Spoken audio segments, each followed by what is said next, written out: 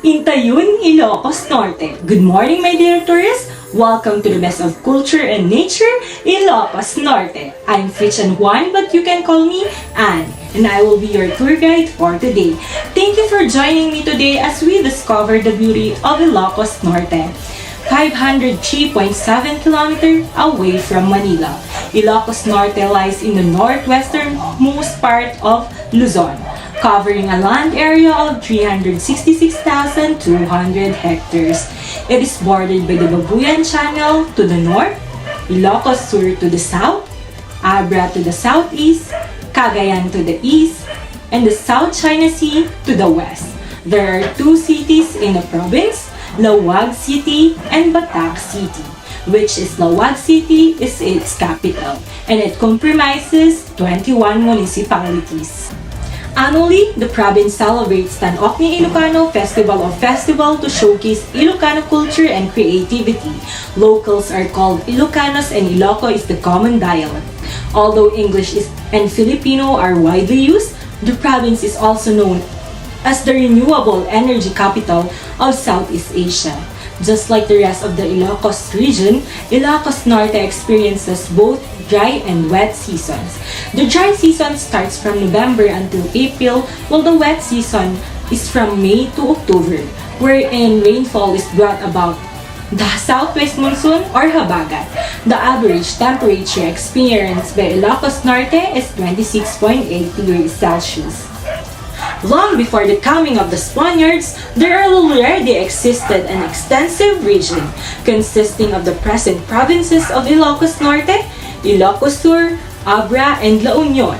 Renowned for its gold mines, merchants from Japan and China would often visit the area to trade gold with beads, ceramics, and silk. The inhabitants of the region believed to be of Malay origin, called their place Samtoy, from sa Umitoy, which means our language here. In 1591, when the Spanish conquistadors had Manila more or less under their control, they began looking for new sites to conquer. Legazpi's grandson Juan de Salcedo volunteered to lead one of these expeditions together with 8 armed boats and 45 men. The 20-year-old voyager headed north. On June 13, 1592, Salcedo and his men landed in Vigan and then proceeded towards Laoag, Corimao, and Baduk. As they sailed along the coast, they were surprised to see numerous sheltered covers, luok, where the locals lived in harmony. As a result, they named the region Ilocos and its people Ilocanos. The province specializes in these products and industries like agriculture, fishery, livestock, cottage industries, manufacturing, and food processing. Wind power, Ilocos Norte's position on the northwest corner of Luzon makes it ideal for wind power generation. There is currently a 25 megawatt wind farm in Ilocos Norte, and several more wind energy projects are being planned. Tourism, and lastly, pottery. Tourism is one of the livelihoods of the locals and a major economic driver of Ilocos Norte, with the numerous hospitality and tourism establishments, activities, and sites offered by the province. Cruise tourism is also emerging in the province with Star Cruises Superstar Virgo docking at Corimao Port for the past years, and recently, Royal Caribbean Cruise Spectrum of the Seas docked at the neighboring province, and afterward, passengers had a short excursion around Ilocos Norte. Tourists come to this place to experience the diverse tourism of Ilocos Norte, thrilling adventure activities, white sand beaches, and vast mountains, historical places, tribal communities, good food, and hospitable locals. Ilocos Norte is also known for its local cuisine, and the provincial government aims to promote gastronomic tourism in the province. There are various types of options in the area. Aside from quick service restaurants, casual restaurants, and fine dining restaurants, there are also many street food vendors and small eatery establishments where your $1 is already good enough to fill your hungry stomach. If you are looking for fun, historical, and adventure, then look no further and head to Ilocos Norte.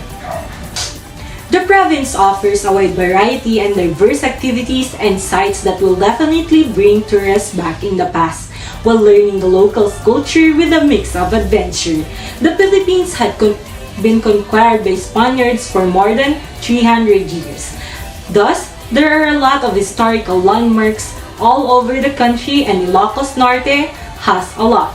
Additionally, the museums, historical sites, and landmarks, especially Poway Church, Bacara Church, Cape Bojador, Sinking Bell Tower, Malacanang of the North, Poway Lake, Poway Sand Dunes, and many more are the top reason why tourists, especially pilgrims, visit the place.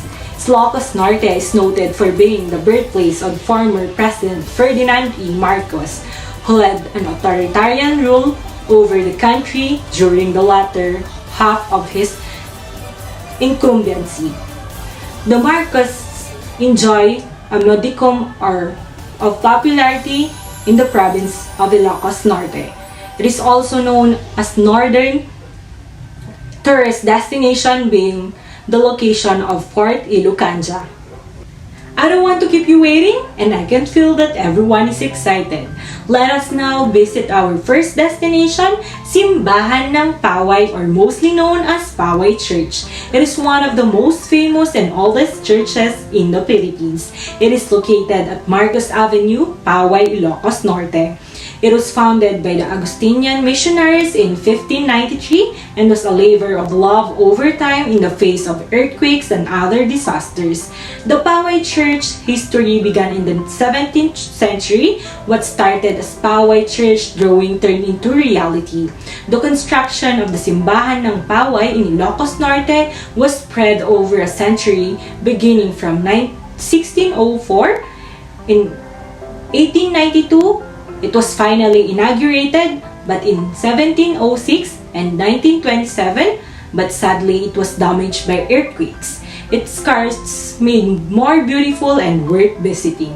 Because of San Agustin Church Poway historical and artistic significance, it was designated as a national cultural treasure by the Philippine government in 1973 and a UNESCO World Heritage Site among the country's Baroque churches in 1993.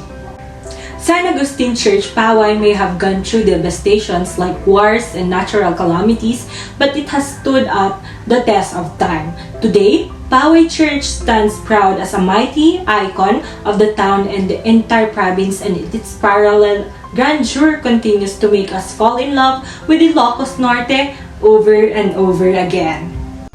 Our next attraction is the Malacanang of the North, also known as Malacanang Tiamyanan. It's a presidential museum in Poway, Ilocos Norte.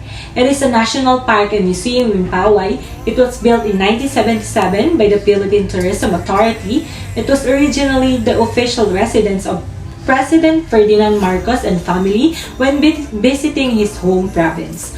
One of the 29 summer residences of the Marcoses, it was sequestered by the Philippine government when they were removed from the territorial power in 1986 by the People Power Revolution. 20 years since management was given back to the care of Ilocos Norte, Ferdinand's daughter, then Governor Amy Marcos, had the complex refurbished to become a major historic attractions. The University of Santo Tomas Center for Conservation of Cultural Property and Environmental Art in the Tropics put together exhibits in every room, each one curated with themes reflecting the President's landmark public programs from here in the porch of Malacanang of the North. Here we can see the view of the Poway Lake, locally known as Dakkel Adanom. Poway Lake is located in Ilocos Norte, measuring 470 hectares. It is the largest lake in the province of Ilocos Norte and one of the largest natural lakes in the area. Poway Lake is adjacent to the spectacular Malacanang of the North. The lake is a home to almost 77 species of common, endangered, and nomadic birds. Here's the local legend that people seems to know by heart. Long ago, in this once dry land where Poway Lake now stands, there was a village whose people were kind, generous, and God-fearing. Prosperity was evident in their beautiful houses, their expensive clothes, and glittering jewelries. As years passed, rivalry among the people set in, that they worked hard to acquire material things more than the others. God worship was forgotten. Among them, Juan and his wife Maria remained simple folks and never forgot to worship God. One night, in a dream, they were told that the village will be destroyed by a flood if the people will not reform. As years went by at the place where the village sat, a beautiful lake emerged and is now the famous Baway Lake. Today, they said, if one looks into the depths of the lake, one could see the shadow of the buildings and houses of the once prosperous village. Fishermen reported catching fishes adorned with jewels. It is believed that these were the early inhabitants of the ill-fated village. Our next attraction is the Poway Sand Dunes, which is 4.7 kilometers away and can be reached by Laoag Poway Road. Poway Sand Dunes is a popular geological site and tourist spot along the eastern coast of Ilocos Norte. The whole area spans about 88 square kilometers and is best known as a great spot for 4x4 jeep rides across the sand and sandboarding. During a 4x4 ride here, you will race across the dunes and feel your adrenaline rush. You make your own way through bumpy trails. You will also pass by a bamboo arts installation that is dedicated to one of the most famous Filipino actresses, Nora Honor, for her performance in the 1982 movie called Himala. For sandboarding, you will ride a board down smooth sandy slopes that lead to the area's beach. Let us now travel 13.5 kilometers to another historical site, which is about 20 minutes to our next destination. Luckily for us, it will only take 10 minutes. We are now here at the sinking bell tower. The mysterious bell tower of Laoag City continues to spark the curiosities of people visiting Ilocos Norte, a northern province here in Philippines. It tells traces a long story of occupation, struggle, and survival, much like the tale of the country's rise and wane under Imperial Spain. The bell tower was presumably built after the 1707 earthquake. It has withstood several minor earthquakes since completion, thus earning membership to the earthquake Baroque style level by architectural scholars, along with several churches across the Philippines and Guatemala. It was locally constructed by Ilocano artisans who used bricks, joined by molasses, and leaves from a local plant named sablot. With a foundation of 295 feet and a height of nearly 150 feet, it was a solid structure that towered over Ilocanos for centuries. Maybe not for too much longer. It is believed that the tower is sinking at a rate of an inch every year. There aren't any conclusive scientific explanations for this, but one accepted theory is that the tower is built of sandy land and its heavy and massive structure is causing it to slowly bury itself into the ground. Let us now proceed to our third to the last set of destination, the Baccarat Church. It would take us 8.7 kilometers to go here. It is a historical and cultural landmark here in the province. The church was established by Spanish Augustinian friars in 1593. It was destroyed by two devastating magnitude earthquakes in 1983. The church facade was original Baroque architecture. The earthquake also caused the complete collapse of its square bell tower. Indigenous materials were used in the reconstructions of the building. Coral bricks made of sticky clay and molasses mixed with leaves and tree trunks soaked in water were used instead of cement granite or adobe stones. The blend resulted in a sticky fluid which was then combined with lime from the ashes of burned shells. The bricks were pieced together with stucco. The mixture is beaten to paste. All the labor was manual. The reconstruction of the church took almost 6 years. The image of Baccarat's patron saint, San Andres, is situated in front of the cross at the center. The church has a compilation of ecclesiastical silver and feature the church record from way back in 1702. We are now here at Cape Bojador Lighthouse. It is also known as the Burgos Lighthouse, which is on top of the Villa de Nagparitan Hill. Was first lit in 1892, designed by Magin Fears and Pierce in 1887. It is a typical Spanish colonial lighthouse, which is all masonry made of bricks. The 65-foot tall or 20 meters octagonal stone towers still serve as a welcoming beacon and guide to international ships entering the coastline of the Philippine archipelago. Near the Cape Bojador is the famous Kapurupurawan limestone, one of the golden acres of the town of Burgos. Is the massive rock formation that juts out into the sea. Seen up close, it is a dazzling, bright white rock formation that sparkles in the sun. Kapurupurawan is a showcase of the wind and water power on rock and coral. The rock formation is 4.5 kilometers away from the main road, and the only way to get there is by hiring a tricycle. It is a work of geological art that would leave every nature-loving tourist speechless. With its distinctively white surface and unique shapes, the Kapurupurawan limestone formation is a must-see for anyone who wants to see the best of what Ilocos Norte's environment has to offer. Our tour here in the so-called Best of Culture and Nature wouldn't be complete without visiting one of its famous attractions, the Bangi Windmill. The Bangi Bay Wind Power Project is the first commercial wind farm in Southeast Asia, founded under the Danida Mixed Credit Program for developing countries. It is a wind power generating plant consisting of 20 units of Vestas NM82 wind turbines. It was started in 2004, having only 15 turbines, were fully operated in 2006.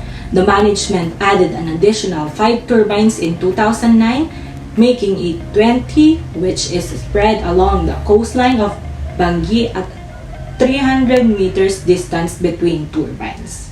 Before I proceed, I would like to warn you because our last topic will for sure make you drool.